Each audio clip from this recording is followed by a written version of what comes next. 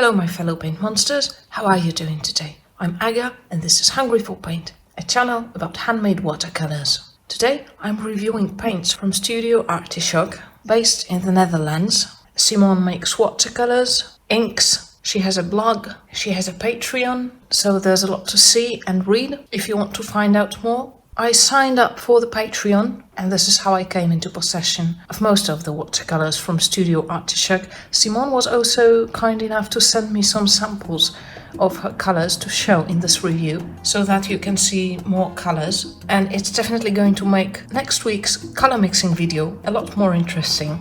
The packaging is minimal. Personally, I love the custom Studio Artisjok stamp that Simone uses, and I absolutely adore her artwork that she sent me. Moving on to the paints themselves, I have a feeling I won't be talking a whole lot today, as basically everything I have to say about these paints is good. I think these are really good paints. The first thing you notice about them is that they re-wet like magic. They reactivate instantly, and honestly, using these you can tell how much work has gone into researching and trying out different ratios of pigment to binder, because these feel perfectly balanced. They're pigmented, the color Payoff is very good, they flow very well. The hardest one to activate out of all the paints I got from Simone is Epidote, but that's to be expected. It's a mineral paint and it just needs a little bit more water and a bit more time. But this Epidote is quite special. It has a sort of a color separation,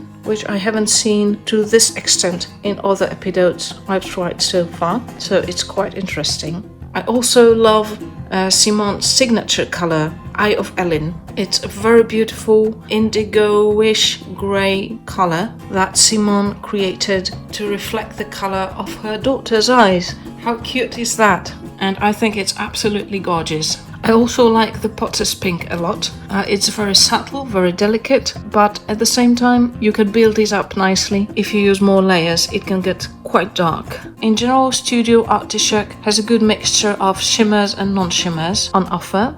And as much as I'm not a big fan of shimmers myself, the ones I tried from Studio Artisjok work very nicely, and some of them are quite interesting. Personally, I love the last two colors that I'm going to show you in this video, Zoria and Shadow Moon. And if you feel like you heard these names before, you're probably correct, because these two are part of a Neil Gaiman themed palette. I absolutely adore the idea of this. Simone made a palette inspired by Neil Gaiman's books, and I'm a big fan of Neil Gaiman, so this is something that instantly intrigued me. And Zoria and Shadow Moon are shimmers, but they're very moody, and they're definitely not those in-your-face shimmers. They're not very bright. They offer a large range of values, from very dark to very light, and they layer very well. In general, all of the shimmers from Studio Artisjok layer very well. They're great for glazing.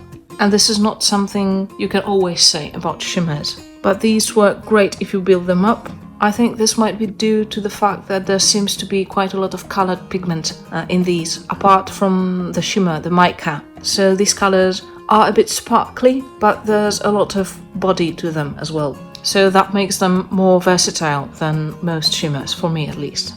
None of the paints that I tried from Studio Artisjok rub off the paper, so there's no rubbing off that would affect your artwork in any visible way.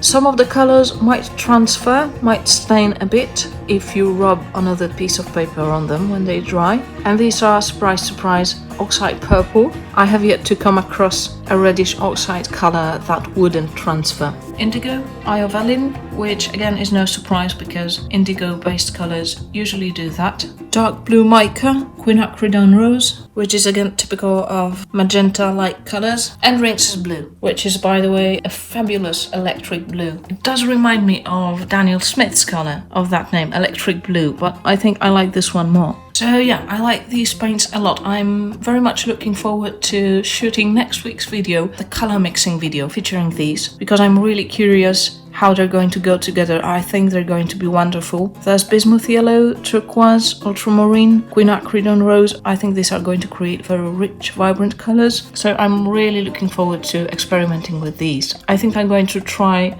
mixing some shimmers as well. That's going to be fun. One more thing you notice about these paints when they arrive is that they are filled very nicely to the top and the pans are very clean, so everything looks very professional.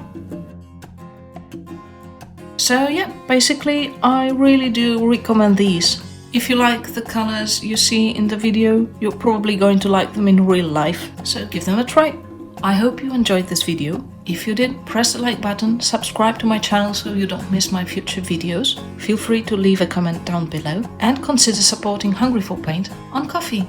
Visit Hungry for Paint on Instagram on Wednesday for a little sneak peek of the next video, and I hope to see you next week.